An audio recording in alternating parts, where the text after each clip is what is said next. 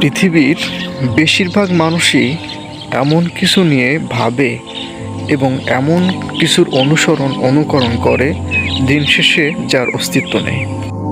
আপনি কার দাস এবং কোন আইডিওলজি নিয়ে চলাফেরা করেন, এটাও আপনার ভেবে দেখা দরকার।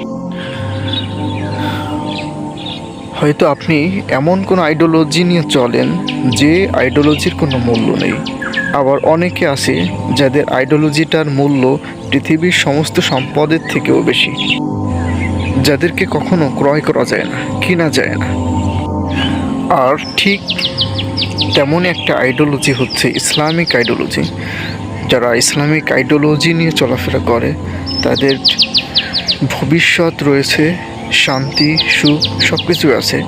কিন্তু যাদের আইডিওলজি এমন শয়তানের তৈরিকৃত বা শয়তানের অনুসারীদের তৈরিকৃত, তাদের জীবনটা ওখানেই ব্যর্থতা, এবং তাদের আইডিওলজিই তাদের ব্যর্থতার নিদর্শন। কোনটা পাপ আর কোনটা ভালো কাজ, এটা পার্থক্য নির্ণয় করতে পারে শুধুমাত্র সঠিকভাবে ইসলামী আইডিওলজি। আর ইসলামী আইডিওলজি নিয়ে যারা বড় হয় আর ইসলামী আইডিওলজি নিয়ে যারা চলাফেরা করে, তাদের চলাফেরা দেখবেন অন্যদের থেকে শতগুণেও উত্তম।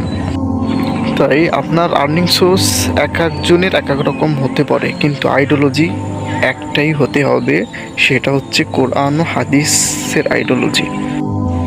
আমার এবং আপনার আইডিওলজি, দৃষ্টিভঙ্গি যদি কোরআন কর্তৃক হয়, তাহলে পৃথিবীর সকল সমস্যার সমাধান আমাদের এই আইডিওলজিতেই থাকবে।